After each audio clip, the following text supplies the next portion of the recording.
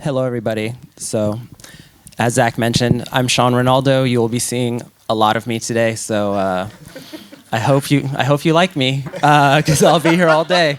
So, what we're talking about in this panel with Maya and Eris, who have been very kind to join me, is real-life rave culture in a world that is increasingly dominated by screens. And I thought a good place to talk, or a good place to start, would be our own real life experiences, because I personally am old enough that I actually went to raves in the 90s, which is scary to say now, but it's true.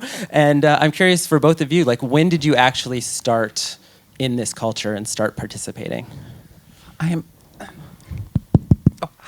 Hi, I'm Eris. I'm turning 50, Tuesday. So, woo! Happy birthday! Thank you. So I started raving in 1993, and the first party I went to, it was in Chicago, and it was a warehouse party. I got the flyer at Gramophone Records. I called the number on the flyer, went to the map point. And the map point was where you would find out the location of the party, because they were trying to prevent them from getting busted, and it was just part of the coded mystique of the scene too. and so I went to this party. It was called Rave, so it was like a Duracell battery, because that was a thing, was to take commercial products and then remix them. Do your remix of it. So I went to Rave, and it was before what I would call the pinnacle of the Chicago rave scene, which I believe was 94, 95. And it was basically the existing house scene in Chicago, which was a warehouse party scene, actually, was starting to kind of morph into raves. So, people coming in the funny hats and the ecstasy coming in, and basically a little bit of an importation of English rave culture into these spaces. So the first one I went to, there was a huge gang fight. 10 paddy wagons showed up, and I had to sleep in a park high on acid, or not sleep, but sit in a park high on acid, because I told my friends I was sleeping over at my friend's house. I think it's something worth mentioning is, clubs are over 21 in the States, but I was able to start raving as a 15, 16-year-old, and that was a pretty incredible thing to be able to do. I think your story wins. I mean, we haven't heard Maya's yet, but you're way cooler than everyone here. Eris's story definitely wins over mine. No, I'm younger than Eris. I'm 38. But I grew up in New Hampshire. So I was born in Chicago, but I left when I was about 9 years old. Eris was actually DJing. One of her first DJ gigs was down the street from where I grew up originally, in the Chicagoland. But I grew up in New Hampshire, and in New Hampshire there were only a couple small, not clubs, but punk venues and stuff like that. So what I did a lot, starting when I was 12, was I started going to shows a lot. I didn't necessarily like all the music that was there, but I wanted to go be in spaces where there was loud, amplified sounds, and I could go hang out with my friends and go dance and stand on the side of a mosh pit and be a little bit scared. And then that extended out into a couple years later when I got my first drum machine, and I saw some friends that did a little electronic set at my friend's mom's garage on a Sunday afternoon. So they threw a small show in the garage. I went to that, saw my friends playing with some electronics, and then I fell in love. I was just I didn't know you could make electronic music and go do a show with it. So I went and bought a drum machine, started working with them, and then that started a whole long quest of a DIY background of throwing shows. So throughout high school, I went and did shows in gyms and people's houses and basements. In college, I bought a really small PA and then brought it from every single party and did house shows everywhere, in basements and living rooms and kitchens. And I play small venues. I travel and open up for small bands and stuff. Not small bands at the time, but very early 2000s bands. And my actual clubbing experiences finally came when I moved to New York City in 2010. And very soon after that had out my first record. And that was right before social media was what social media looks like more today. So it was a lot of me being in clubs. I didn't have a smartphone when I first got to the city or anything like that. So it was a lot of being in clubs and having experiences and being around other people. And because I put a record out, I then started making more friends in the scene and was just out clubbing a lot, all the time. I mean, one thing that strikes me now is like if a young person is interested in club culture or raving, like before they've ever gone to an event, you know, they can watch 100 Boiler Room sets, they can read 1 million blog posts about what is a rave, what do people dress like, you can look at photos on Instagram of what the outfits are supposed to be. So it's like people come into the scene almost as these like finished products before they've ever set foot in a party. But for both of you, you know, for independent music culture or raves or clubs, how did you learn about it? Because I imagine when you both started, you must have been completely green and not really known what was going on, how to behave, how to act. Do you want it? I'll tell my story, but go ahead. I mean, I'm at a weird intersection. I was going out to punk shows when I was really young, but I got the internet when I was 13. Like I started high school and we got the internet at my house. And I found like online radio was the first thing I heard. So I fell in love with drum and bass. So from like 13 to 18 years old, I like listened drum and bass, jungle, hardcore, later breakcore and stuff like that. So my first interaction was just, all I had though was listening to stuff. And there were forums and people organizing parties and all stuff. Like later I go back and there's some people that are like, you weren't part of the New England Massive, like going to all these parties. I was like, I had no clue. I had no access. I didn't know it was there. I had like an online radio station and then I bought mixed CDs. I remember going to Hot Topic when I was younger and they had a little brochure and you could fill out what your like, now everyone calls it aesthetics. I was like, I'm a raver. I like clicked on that and bought my pair of kickwear pants or something like that. So, you know, it was like, it's part, you know, part of it for me is having this very, very low level access to it through online stuff. And then later actually learning about things once I got out of that space and started being in the city and having access to clubs. And then once I was in clubs, I really started understanding the thing I was so in love with in a new way. Because I knew I loved the music. And I knew I would probably, and I love dancing. Like I love my high school dances because I would go dance like crazy the entire time. So I wanted to go out and dance. And so once I got there, I finally like understood more and got more in touch with what people were interested in that time and what they were wearing and where the cool spots were and all that stuff. And so I learned, you know, in person from friends and during that time.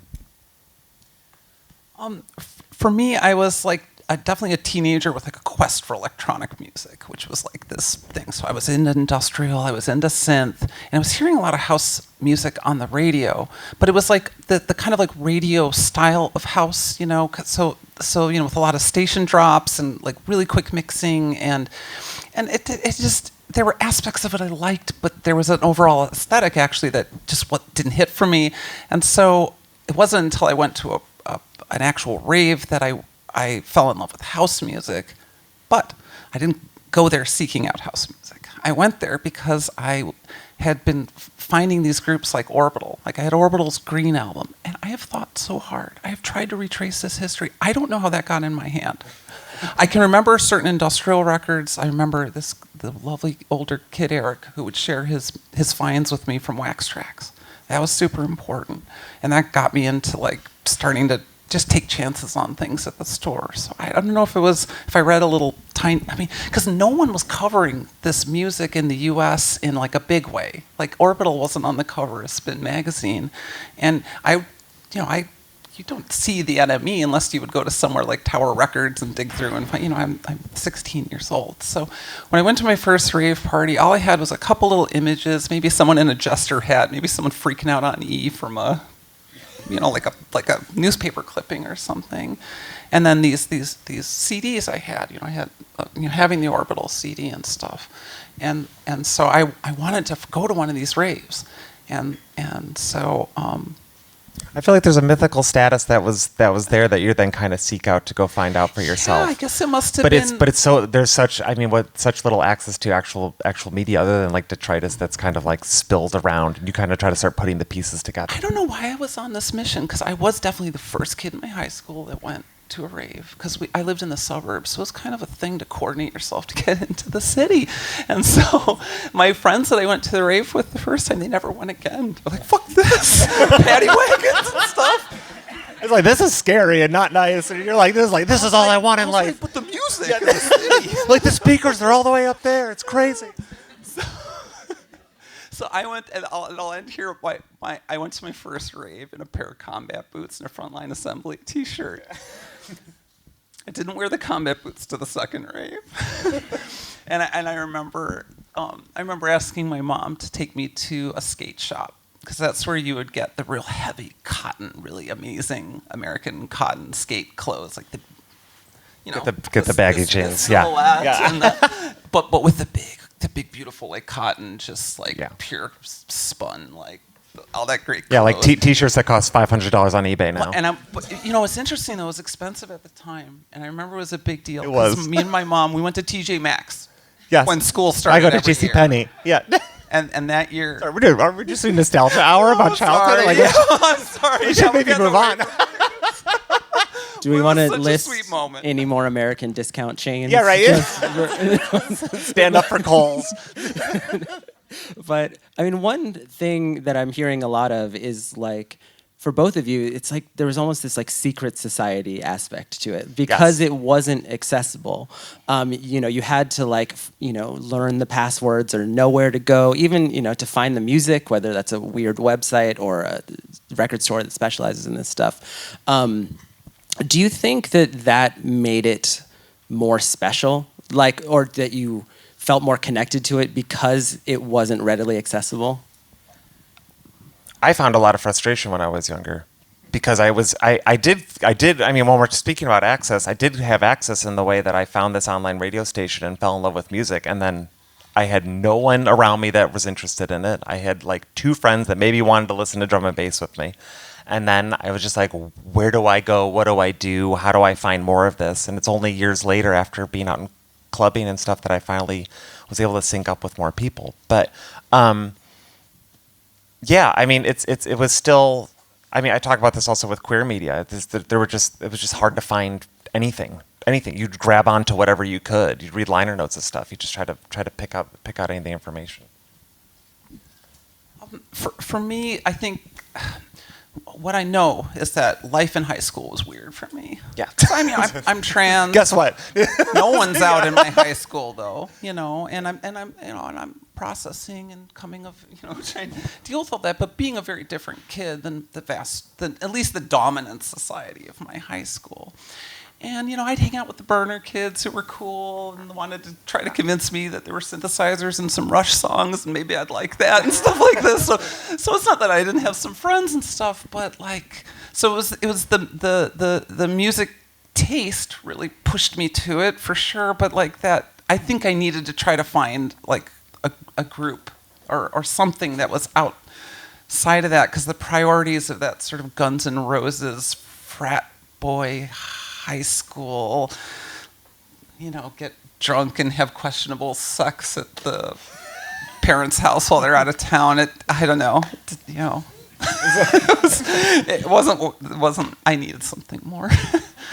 I mean, the flip side of this, and the reason I wanted to ask is because I feel like in the discourse, sorry to use that word, but like the current discourse, there's a lot of resentment, I feel like, amongst people that have been in it for a while towards younger people coming into the scene, because there's this notion that they don't value it as much because they have such immediate access to it that it's more disposable. But I mean, you've both DJ'd all around the world. You meet people. I feel like you're the kind of artist that people come up to and probably spill their life story for better or worse.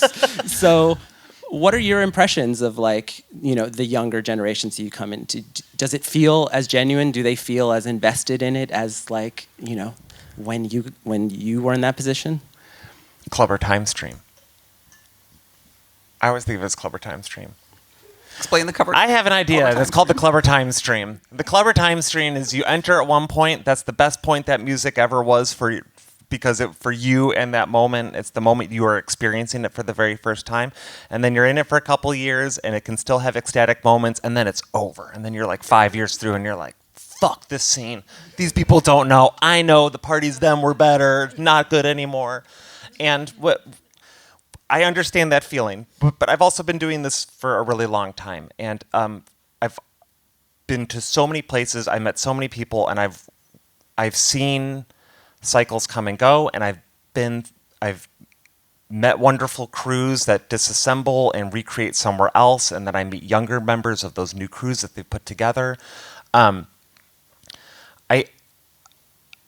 When people really want to kind of, there's more access, and you can get to things faster, but there's something about the ecstaticness that happens in dance music or music culture or the thing that you're connecting yourself to that I think is always refreshing, and people are always having their first experience in these spaces where you might think it's over. And so to constantly approach spaces where you're like, fuck that club. It's been there for 20 years. I'm bored there. I don't like the people that DJ there. I don't like the residents there. The parties used to be better. There's some kid that's going there for their first time, and that's going to be their moment that they're going to hold on to because it was good. Someone's having the experience in that space that's their like awakening to wanting to do this. And it won't happen for everyone. There's going to be plenty of people that go like Eris talks about with the friends she went with to the first rave, where they're just like, fuck this. It's terrifying, it's not fun, and I don't like it here. And then she walks out of it and she's like, this is it. I found it. Like, this is the knowledge. So It wasn't a cool party, I have to say. I mean, no, it was a mess. but of course, but no, to your point though, it was But it's still you had the seed. It still was the thing for you. So like the first the parties, the mythical parties to me weren't those right first ones. They came a little late. Yeah. But and so I mentioned Club or Timestream because we've been doing it for a while. So it's easy to get jaded and think that it's different. It's not the right thing. But it's like over the years, it's like we always talk about the Oakland crew, like Envelope Sound System. It's like all these young trans ravers that are building their own sound system and throwing parties, legal parties out in the woods and building their own lights and doing all sorts of things like this. And they've only been in it a couple years, and some of them are already like, it's over. And you're like, I promise you it's not over. It's just different. It's just the time's changing, and you've been here for a minute now. And it's what you're going to hold on to from those moments. But somewhere's making some kind of crazy music, or my hope is still doing weird basement shows or throwing parties with their friends and having ecstatic moments that we just don't know about because we're in just a different space. I completely agree with the with the theory, and I've seen that play out. And I this is a little bit of a digression, but I will say, as an artist who has to play in spaces with lots of different priorities, when you can keep that in mind, it helps when the party maybe feels a little off-putting, or maybe things don't feel right, or you don't like something that's going on. You remind yourself, for someone, that this is the fucking night that's going to matter. Yeah. So, and in some ways that's grounding. So, but I don't know. I went to law school, and my favorite law professor, the thing he taught us on day one, he said, the same word can mean different things in different contexts. This seems so basic, but the simple truth is raving has become sort of a very generic term. And I have to constantly remind myself that it's okay, it means different things to different people. As a queer artist, I play in a lot of queer spaces. And queer raves are a big deal. You hear this, it's queer rave, And the priorities of those spaces depend a lot on the crew and the party and the vibe and the age of the folks. And there's been a few times I've played in those spaces, and it's been a little alienating for me, because it was a party where people really wanted to do a lot of taking pictures of themselves behind the DJ, and it's very visual. Everyone's on stage and everyone's posting the stuff. And it's really hard to DJ with records because people aren't really conscious of what's happening, and they're not really even concerned about it. And if the music, they're not listening that if it bumps, they don't even realize it's shifted. So anyway, so this can be very stressful, right? and I thought, well, what is this? But I realized, you've got to realize these are young trans and queer kids who are under so much pressure right now. And this is a space where they can feel like they're fabulous, they are loved, they are visible, and they are seen.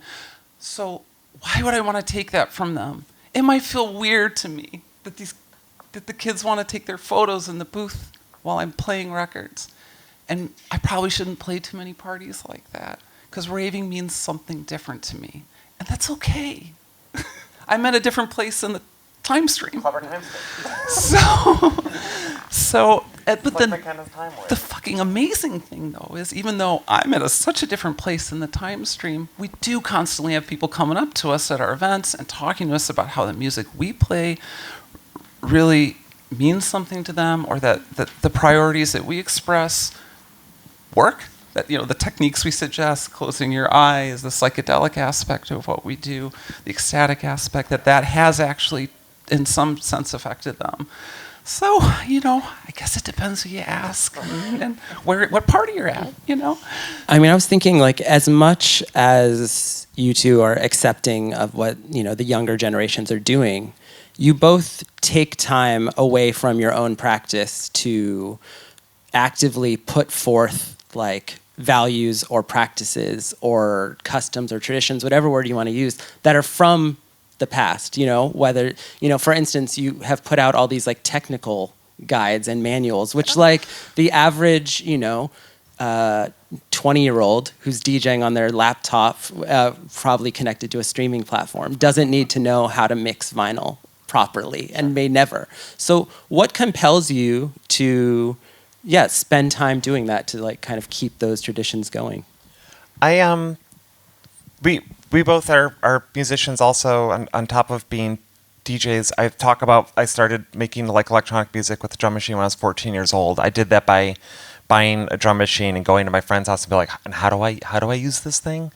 And what I found over the years is we're both we have friends that we've had in the past that we've like learned and collaborated with and gained knowledge from, but it was a long self-taught process, and it was a lot of information or techniques that we were told were the right way to do it, or the only way to do it, or how you do something is I guess I said that not correct, but something that I always wanted to do is really share as much information as possible and as much knowledge as possible, because I just didn't have access to it. I didn't know who to talk to. I didn't know what I wanted to do. I know, like, I wrote a studio guide, was the first guide we put out, and I wanted to write it because it took me 5 years of having a studio until I got something to be a master clock for all of my equipment. Like, I got an MPC finally. I was like, oh, I can now play my synthesizer with my drum machine, with my other thing, and everything can be in time together. And I didn't know who to ask. I didn't know how to do it. And it just made me really want to be like, have us write things about studio stuff, write about DJing, write about vinyl, to just share that. So someone who's starting out might have just faster access to knowing that there are possibilities and things that they can explore from the jump, so that they don't have to be like me and spend 10 years really struggling with something till I kind of realize I was missing this one thing all along. Same with the playing, like doing the pitch writing.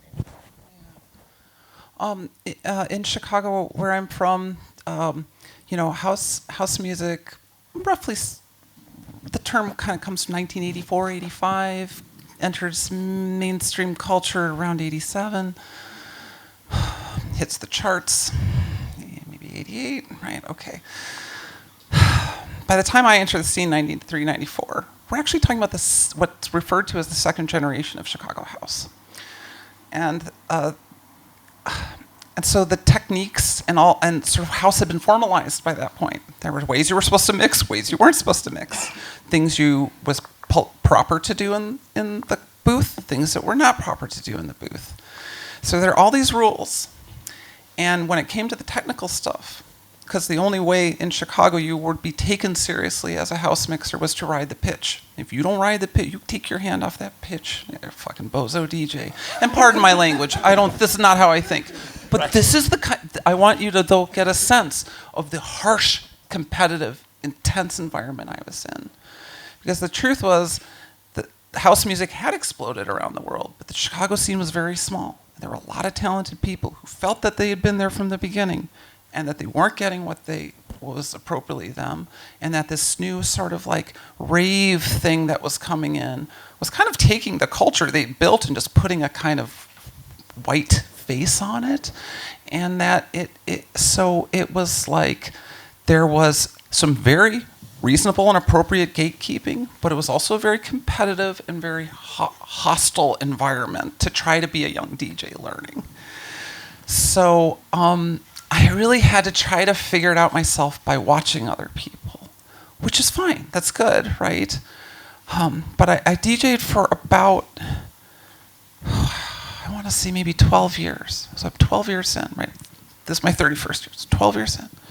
And I'm hanging out and making friends for the first time with one of my musical heroes, a DJ from Chicago named Justin Allislong, who is a once-in-a-lifetime DJ, an absolute genius, and a technically brilliant DJ. And we're hanging out at my house, and I'm mixing in front of him, and I'm nervous, because this is like one of the reasons I'm even DJing, you know. He's at my house, standing there watching me do it. And he's from that group of people that are very competitive and very, you know, because they worked hard to get their skills and to get their place. And Justin just gave me 2 or 3 little pointers. He said, Eris, I notice you're taking your hand off when you're moving to the mixer. Keep that hand here, put that hand here. It's very ergonomic. He said, I notice you're taking your headphone off a little bit. You keep your ear in the can. Only at the very end of the mix you can pull your ear out if you want, just to have like a little bit of a moment with that. So. And he only shared that with me because I said, Jay, I just don't know. How do you hold these blends? How do you do this? He said, well, I've mixed on 1 million horrible sound systems and learned.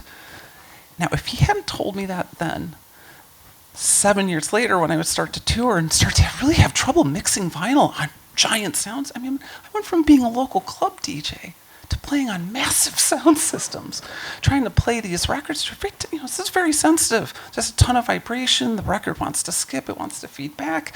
It wants to not sound as good as the digital thing, which is super clean going into that whole system and doesn't have all this, you know. But, you know, so I was having trouble hearing, having trouble monitoring, worried my sets weren't good. But I heard Jay in my head saying, just stay at it, 'cause this is what's going to make you good. This is what's going to make you great. Is having to deal with this shit. And also achieve your goal Exactly. of what you want to be doing. So if my friend hadn't done those things with me, I wouldn't be sitting here talking to you today, I don't think. So I felt as I grew older and as I read about people like Pauline Oliveros who spent their lives sharing musical ideas with people and getting people together in small groups, I was like, I want to share this. Because I value this thing and I don't want to be angsty because people don't seem to be using these techniques anymore. Or It's be like, how are they supposed to know if things also aren't accessible to them? How are they supposed to know if a DJ was never willing to say, this is how I do it? You know? And It's not necessarily saying it's like you have to do it the way I want to do it, but if you want to try to, like when I met Eris, I was at a sticking point. Right. Yeah.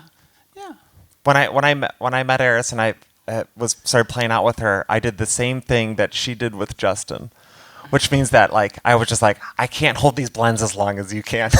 How do you do this? And then she showed me the technique, and then it's how I play now. And then I did a vinyl workshop yesterday, and I talked for an hour and a half about records. And then the first demo I did was about riding the pitch, because I was like, well. And gave the same spiel. I was like, you don't have to do it this way, blah, blah, blah. But if you want to be doing these long blends, this has been the thing that I found, that Eris found, that Justin found, that Trax found, that was these techniques that were able to achieve something that I really wanted to do. And I would not have found that out any other way. I should explain what this is really quick, so people, because not everyone here is DJs. Okay. Sorry. Okay, so you've all heard of the sync button, right? That would be so a DJ doesn't have to synchronize with their ear, right? You can pull that off on the CDJ, and then what you usually do is set the tempo on the slider, right? And then once you got the tempo locked, then the people will touch the platter, right? to kind of move it into sync. And you don't hear those adjustments because the pitch doesn't change because it's a digital environment, which means that if you slow something down, it doesn't then get lower. It technically could, depending on the setting, but no one turns on the But no one turns it on for obvious reasons. Yeah. But on a turntable, if you slow it down with your finger, everyone hears that as a kind of detuning, and usually as a very unmusical detuning. Yeah. And it kind of takes you out of the moment. So the technique is you keep your hand on the pitch, and you listen constantly. Okay, so you got that, and then you're making these micro movements. If you watched me do it, you might not even think my hand was moving, because I'm just listening to the hi-hats or the clap, whatever the loudest kind of transient sound is, meaning like kind of sharp attack sound. And then just listening super carefully, and then hopefully before everyone else hears it, I'm making these tiny little adjustments that just keep things in sync. It is a tightrope walk, and that's part of what's so exciting about it, because it can fall off at any second. And even though we're very experienced DJs, it absolutely does. Yeah. I was thinking that so much of, even if someone reads one of your guides or watches a video of you doing one of these demonstrations, so much of the ways that we participate in this culture now happen when you're alone. People listen to music by themselves, people read about it by themselves, you comment on Instagram by yourself. And that's a change, like when you both started, you both talked about you had to go be around people, talk to people. How do we transcend that in this world where, all of us are in our own little silos on our phones for hours a day? How do you transcend that? Or is it important to transcend that and have us interacting with one another? Yeah, when we came back when the tour season ends, it's always a little interesting because it's so amazing, right? It's a wonderful thing to do, but it's a lot of travel and hotels and trains and very quick interactions and high static moments and then lots of downtime, waiting to go to the next thing. By the end of it, you're kind of a dopamine, serotonin riddled mess, and you need to ground out. And when Trump got elected and we knew what was coming, and our community was really, really freaked out. Freaked out mega, We did 2 workshops in Oakland and in Boston. We did not advertise them, and we found a person. We work with people in both those groups that would be natural collaborators who knew people, and they could just ask around, and we could get 15 people together to do an intensive beat matching workshop. And it never went up online. And we all just did the thing together. It felt awesome. And we made some new friends. And I guess it's just taking the time to actually try to get people together to do these things. In our guide, one of, I think, the best things is when we say just get together and mix with your friends that don't have the same taste. It doesn't matter if they don't necessarily like the same. Just get together and mix records, hang out, smoke some weed, or whatever, and just mix some records. But we're talking about this guide. We have this long 20-page document that we created. That's it's a technical guide talking about DJing, but it's not just it's not.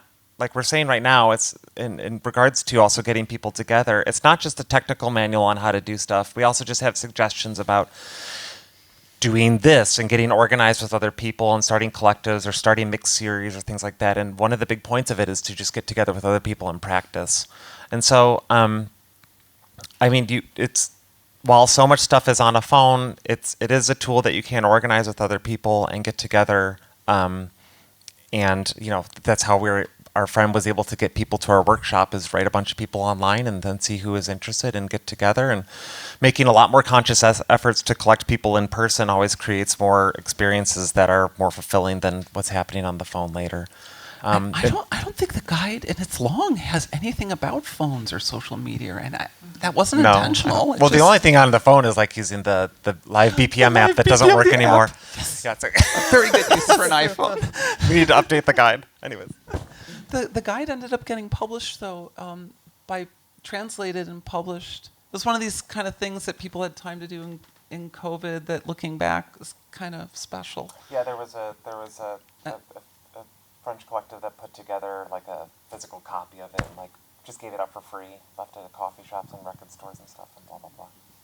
And they would do their own art or their own interpretations for it. That's really cool. I mean, another IRL project that I think is very impressive is you two built your own sound system.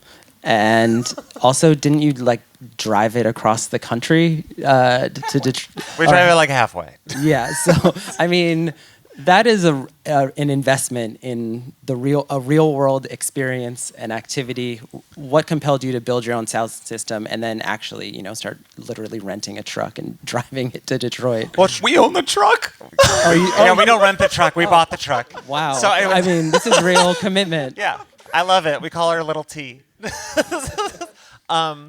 Like when we were doing the introduction, talking about our backgrounds, for me, what we're doing now is also a continuation of what I was doing as a teenager and doing as a young adult in college. Like I said, I had a really small PA. My PA was 2 crate, like the brand crate amps, and this terrible amp head that I put on it. But it powered a lot of parties.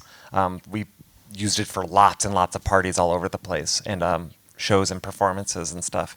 And I had a Mercury Sable, which has a really big back bucket seat, and the door was big enough and the bucket seats were big enough that I could fit those 2 huge amps in that back seat. So what I would do is, it's kind of like what I do now in a different way. I used to pack my PA in my car and go drive it to the party, and then we'd go set it up. We'd, do music until the cops came for the 3rd time, and then we'd shut it down, and then go do the next thing. So her and I were traveling all over and being in all these spaces, and especially in the U.S., the U.S. is a weird scene. It's a huge country, and there are not a lot of clubs. I was always shocked when I first came over here, and I could go to a small town of 100,000 people and know that there are 2 spaces for DJs to go play non-commercial music, like not outside of a bar, like a small club, a space to go do something. And in the US, it's just, there's not a lot of that. You can be in New York City and have a very classic access to clubs, parties every night, things happening. You can jump from spot. New York's the exception. Right, and New York's the exception. You can go from place to place versus Chicago, which has much less clubs. Versus we're near Boston. There's not much of happening clubs, but there. the only place I play is Smart Park. Right, It's the only club with a Function 1 that actually wants to have artists like us play. So in the city. We realized that if we wanted to create more, we wanted to create ecstatic moments that people could have in front of stacks of speakers. Her and I are speaker dancers, so when we go to parties versus just watching the DJ the whole time, which is fine, it's whatever your priority is in the space. I like watching the speaker and being in the speaker and being fully enveloped in the sound and just trying to stare into the thing. And that's an experience that we both cherish. And so we wanted to put together a sound system that we could then bring to places so that people could maybe have that experience as well. There's still lots of people that want to sit in front and watch us DJ and do stuff like that, which is totally fine. But we wanted to bring in really, really powerful sound that people could experience in spaces, especially in places that don't have it. So if we go drive our system out to Rochester, New York, and we can go set it up outside of a bar or something like that in an industrial area and do a party for a bunch of people. That's what we're trying to. That's what we want. Like the last time we went to Rochester, we went to a rock and roll club and set up the entire most of the system in front of the stage in the little rock and roll club, and it sounded great. Yeah, because it it's had all gross carpeting walls, and it was good acoustical space because it's normally just ramming guitars in there, but it was it was really neat. We were able to bring this huge powerful sound into this small space and have this experience with everyone at the same time.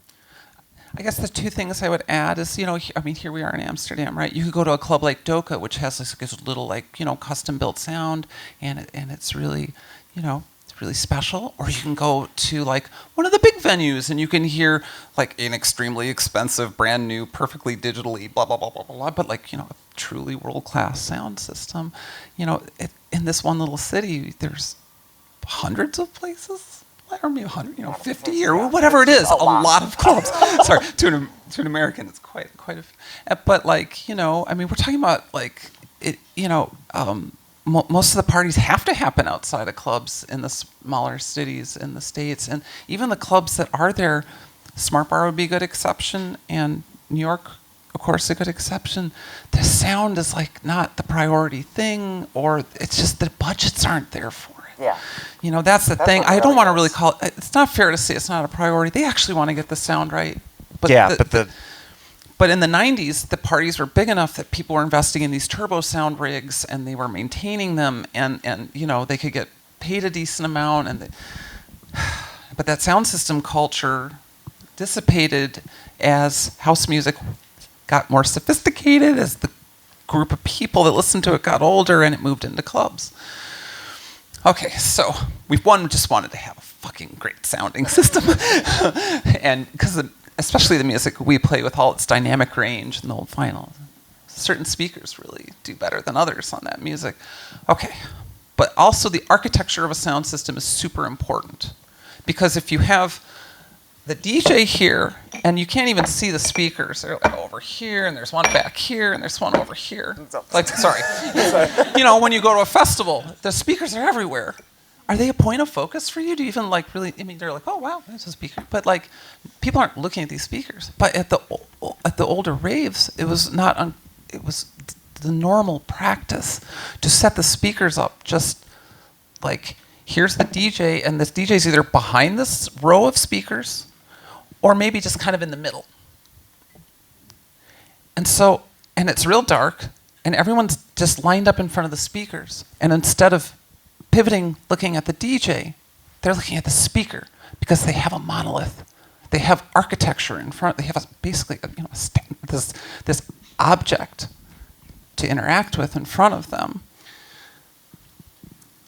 And that is really could create these powerful, intense, subjective experiences of music, because it really is just kind of you and the music and the feeling of the bodies around you. Less of a spectacle. It becomes more internal.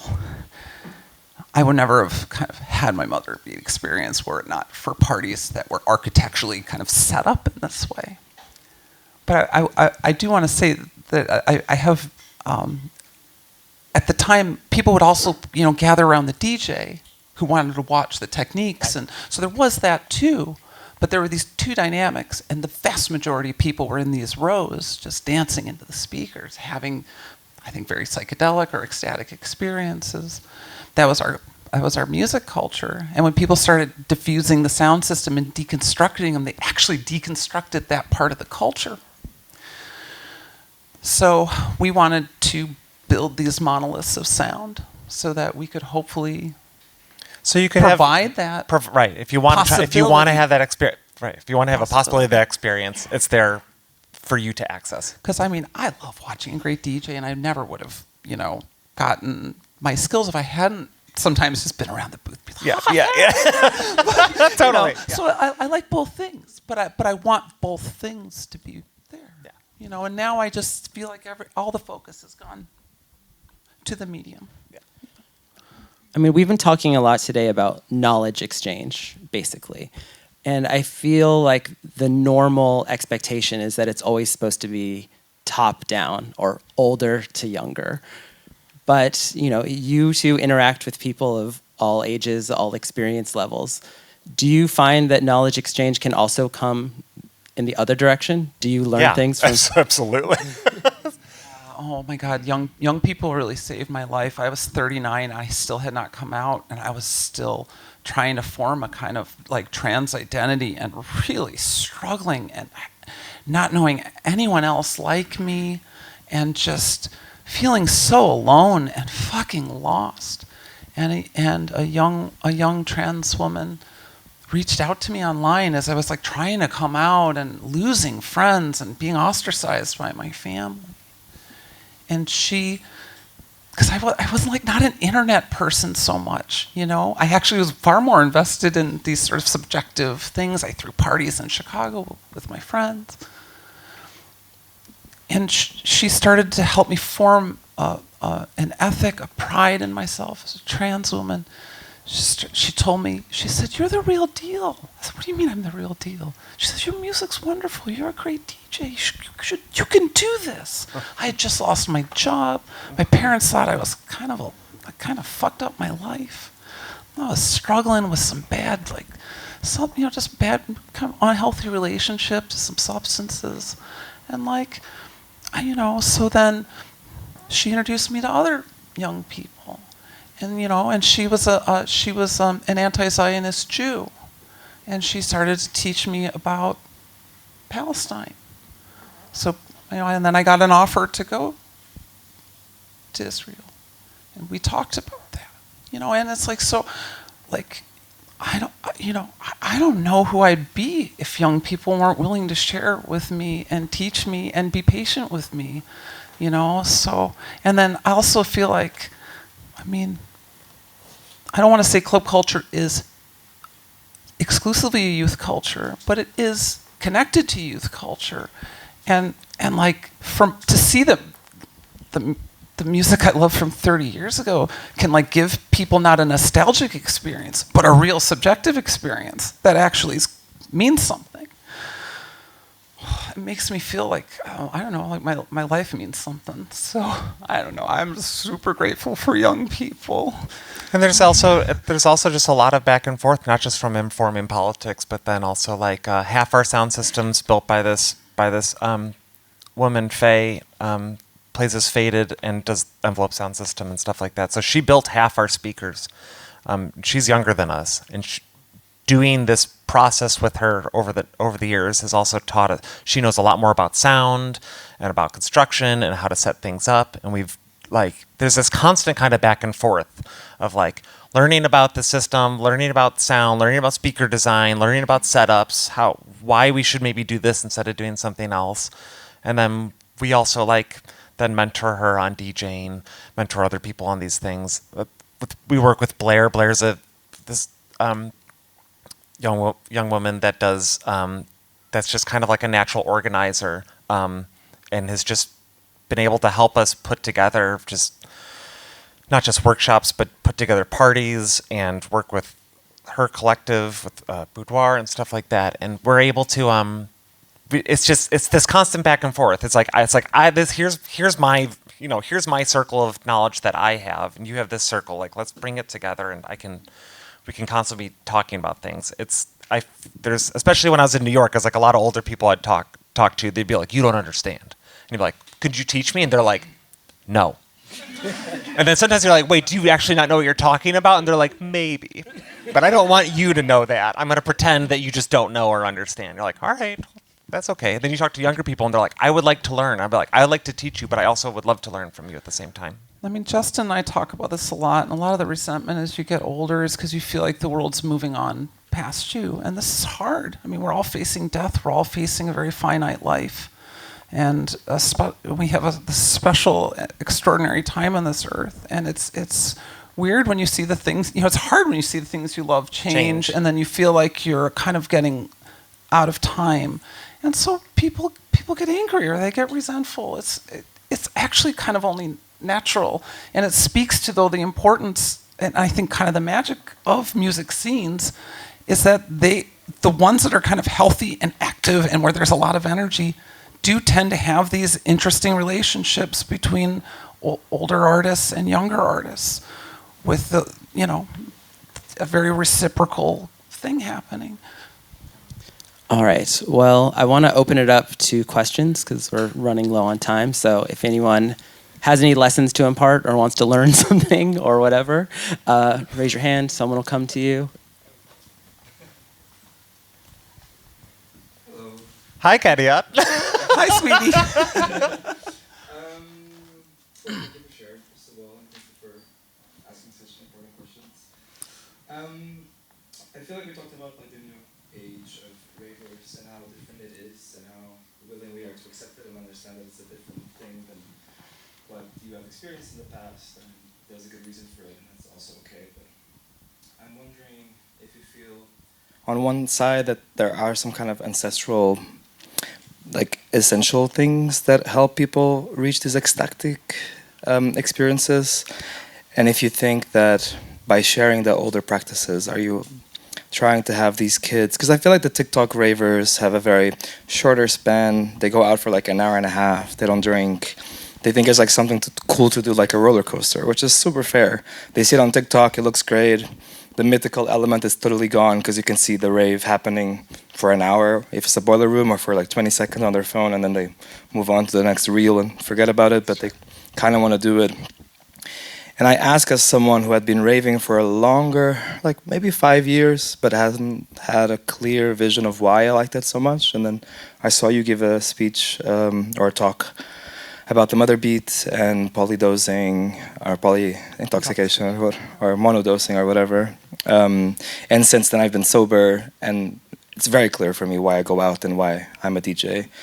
And so I don't know what the question actually is, but do you think this helps? Do you think there's something essential that could help the younger generation connect to something that's like more everlasting than a 2-year phase? Because I'm 10 years into this right now, and I feel like I'm just scratching the surface. So, Well, in my effort over the years to try to contextualize my experiences from the 90s, I've looked to all different sources, from religious history to anthropology to just learning about the 20th century, to learning about the loft and rent parties and, all these things, trying to understand, how does rave fit into the broader human story? And so I inevitably got to the point of looking at ecstatic rituals and, places where people would take plant medicines together, or, environments where people were kind of elevating their physiology in order to have an experience of the other,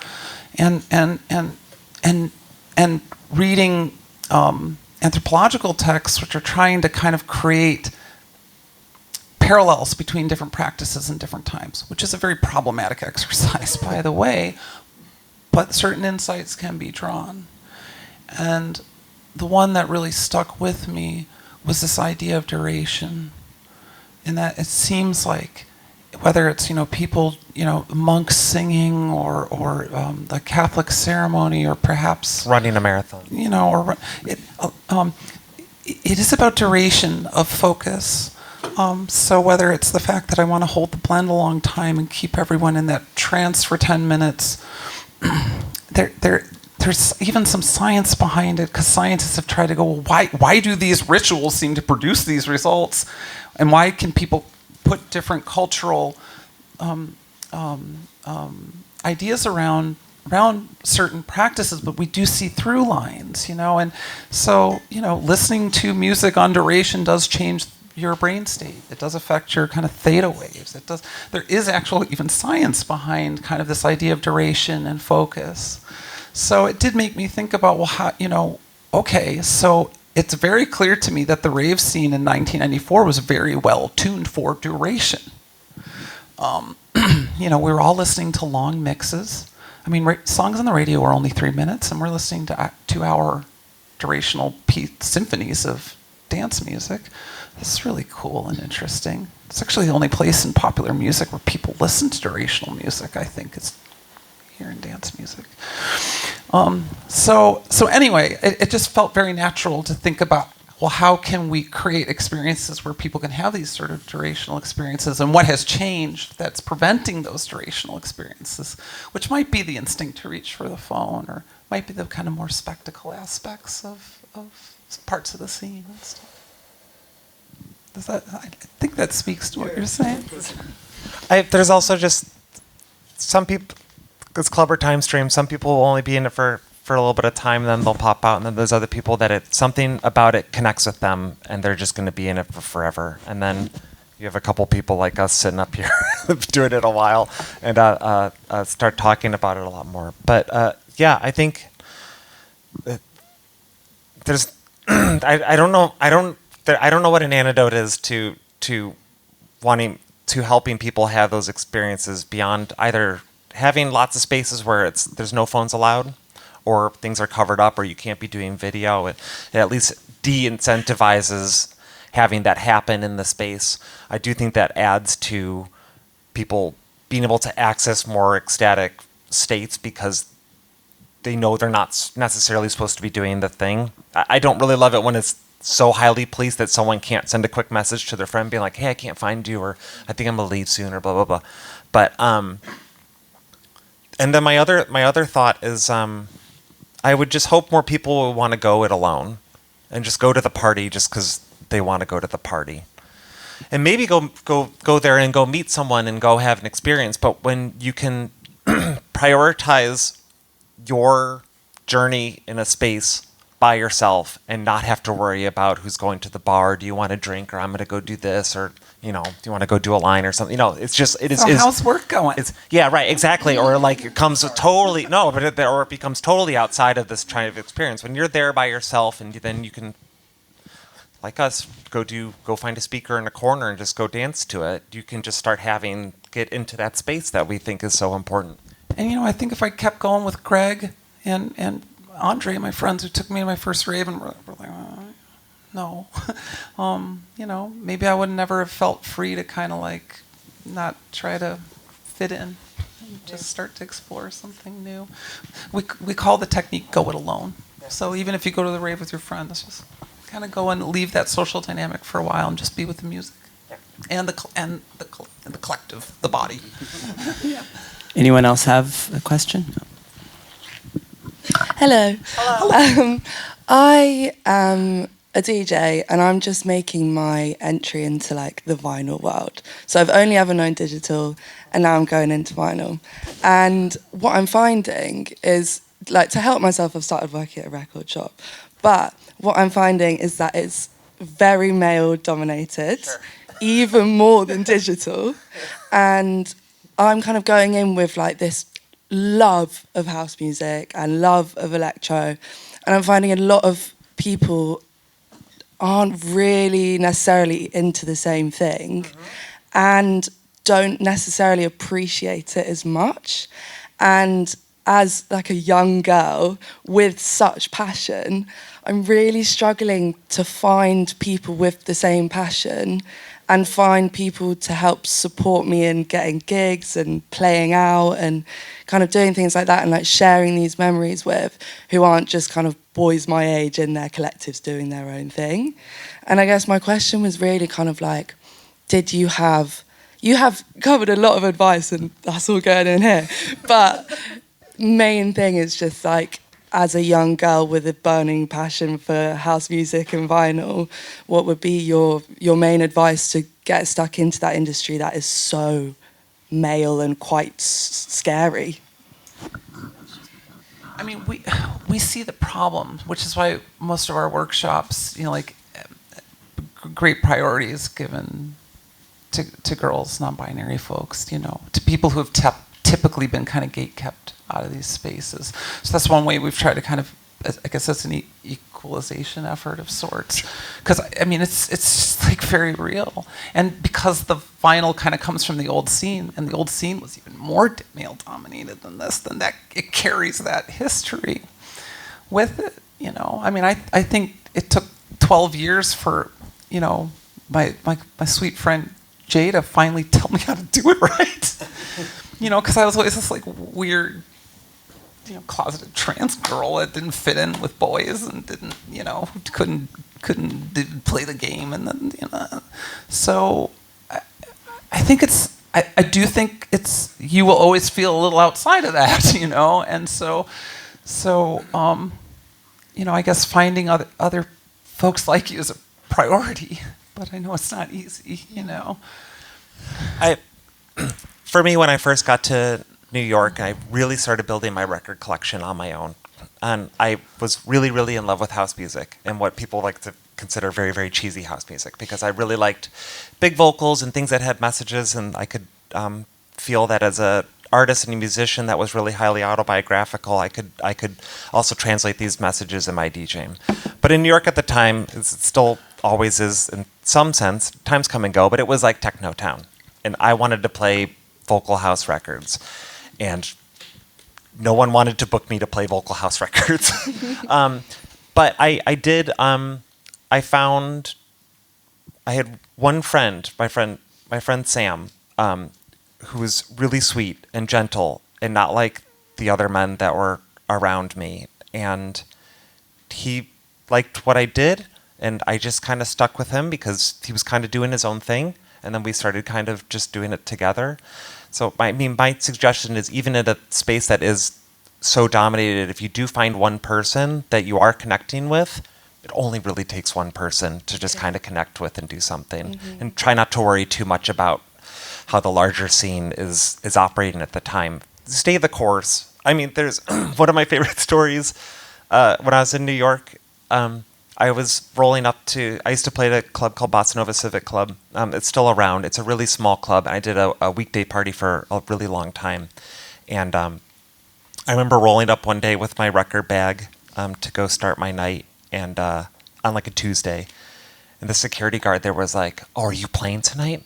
I was like, "I am." He was like, "Oh, I'm so tired of hearing techno. I'm so glad you're here to play tonight." I was like, that was like the one, that was such a different moment of support that I got, that also gave me a bit of vision where I was like, okay, because I would also have this with staff at the clubs I would play. I'd be playing off nights that were not busy nights, but there'd be people there that'd be like, "I really loved what you were doing." Like, so it gave me enough confidence. I was like, even though I'm not the cool artist out doing things that like all my friends are doing these other parties and stuff, I know that what I'm doing is translating to someone, and someone's enjoying what I'm hearing. And a lot of that was also doing a lot of the work with my friend Sam. It's like, you know, goddess bless him for wanting to do that stuff with me, because it was a huge help. It was just one person. It's interesting that it was just the one. Because Justin would later tell me that, because I always thought he was like kind of like a cool guy. And he'd tell me, "Oh God, no, that's a front. I used to get beat up all the time, and I always really felt uncomfortable. And when we got to be friends, it was really nice because you weren't like that, you know." And so, Yeah. you know, And there's so just- it's like so you know, also, you know, maybe if you can get out of those group dynamics, maybe it would be different, I guess is what I would say. I don't know. But it's hard. Finding someone you click with is hard. You will, though, especially if you're in spaces like record stores a lot, or doing that. I mean, we're in stores all the time, digging all the time. It can be a very lonely experience. I mean, Eris was really past my friend Sam, but Eris was the first person that I had like a full Venn diagram of like musical taste is 1-to-1 on apps, like nearly everything, which even with my friend Sam, we still had quite a few differences of stuff and different ideas of what we wanted to do in spaces. But, you know, you can find people that are like, that's it. It can happen. That's all I Thank need. you so much. All right, I think we have time for one more question, and then we'll wrap it up. Anyone else? Oh. Just while you're making over there, I love this Wendy Carlos quote. She said, the role of the composer is largely solitary. So there is an aspect of this that is like, yeah, okay, well, whatever, you do your, you fucking do your thing. I'm gonna play my turntable. Yeah. Hi everyone, my name's Fraser. Thanks so much for the great discussion so far. My question, and I might need a bit of time to formulate it properly, but it's about Instagram, which I sort of view as a little bit of a necessary evil in some way. I'm finding I'm just recently getting into throwing parties, and I find that the way that parties and promotion is communicated on Instagram is something I find really difficult in trying to communicate the right way. And both of you, how you communicate on Instagram, I've found it always seems to cut through that and really, I don't know, speaks to the true experience of dance music. So I'm not really sure what the question is here, but I'd be curious about your views on how you use Instagram. Is that something that's intentional, and how you think about how you communicate on there? It's something I'm sort of struggling with a little bit at the moment. We both use it differently, and there's a lot of priorities that I see that happen in the scene for how just people see how other people do things and think that that's how they need to do it as well. I mean, the first thing is that her and I, beyond maybe some very light jokes that happen on stories, are probably to an obnoxious fault to some people, very, very genuine about just what's going on or sharing things that we really, really care about. So there's part of it that, at least for me, it's very like hard on the sleeve. This is just kind of who I am. And then also just not, I don't post a lot on there. I don't do a whole lot. So I try to just do little things when things happen. And then I read like all my messages, and I try to answer people when it's appropriate, and try to make my connections there, because it feels a little bit more like a conversation versus this a post with responses. You have this moment of kind of having a back and forth if that's something that you want to engage in, which is in doing that has given me. Has let me interact with a lot of people that I wouldn't have been able to otherwise. And when we're talking about like people telling me life stories or something like that in person, sometimes that can happen on that space as well. But I think that only comes because you're just kind of just being true to what you want to do. There's a lot of stuff that promoters or organizations or clubs ask me to do or collaborate with them or do things like that, and I just politely decline a whole lot of stuff because it's just not, unless you want to do, like, if someone tells you they want to do this one type of interview and you're like, that sounds like it's really fun, great, do it, because it's the thing that you want to do. The thing that makes me sad to hear is when I speak to artists that lament the things that they're having to do because it's what's suggested by their managers or label owners or stuff like that. They're or peers around them. They're like you haven't done your recap post with 20 photos from the entire year of all your highlight moments. I'd be like, if you want to do that, that's great. But if you're like, oh, I feel like I have to do it because everyone else is doing it, it's something's going to be off. I feel like you can kind of tell. Like, you can kind of sniff it out. You're like, something, it's just, if something feels weird about it or it feels fake or something, you just lead in a genuine way at first, or try. I guess. I wish the recaps were only annual. It feels like they're like... I understand. They're like monthly now. Like, oh, here's my October highlights. Yeah. Like, wow, that was a great brunch you had.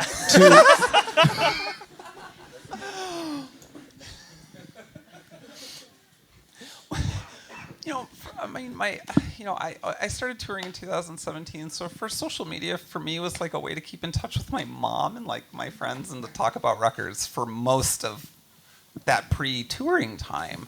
And then when I started touring, I thought, well, I thought to myself, well, what do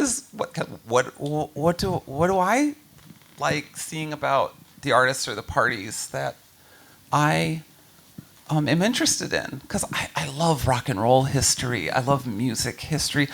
I'm like, well, I love artists showing their inspirations, talking about the music they love, showing equipment that they really like. Showing equipment they love. I love clips of live sets. I think that's so cool. So, that kind of craziness of the subjective moment. So I was like, well, I just kind of think, what would I want to see if I was coming to an artist? So that's kind of the stuff I share. And I try to, like Maya said, I try and just really stay away from the kind of, quote, mandatory stuff. If I see a cool video, I did a good scratch or something, I'll repost it, because... But you repost it because you're really excited about that moment. You're like, oh, someone caught this, thing I got. But I also, did I'm just like, well, yeah, but, it's like if you had done something cool, then I'd be like, oh, cool. I mean, it's like, if you like an artist, you want to see them perform. There's nothing wrong with that, So I don't, because I think people feel really kind of self-conscious as artists, sometimes posting their content, because, it's like, look at me. But hey, you're an artist. I mean, so it's okay to share the things you're doing. Yeah. But I really like when I arrive at a space, I like to photograph the sound system. I like to acknowledge the sound team. So I think social media can be really, really kind of amazing for these kinds of sharings. But I'm not very interactive with it. Meaning, I really try to. This is not where I go to have conversations with people ever. So if you want to hear my thought on something, you can go there. But if you want to talk to me about something, Come see in person. Come see me. Let's have a talk. You know. So. All right. Well, thank you both for coming and talking today. It's been really great. Thanks for having us. Thanks for coming.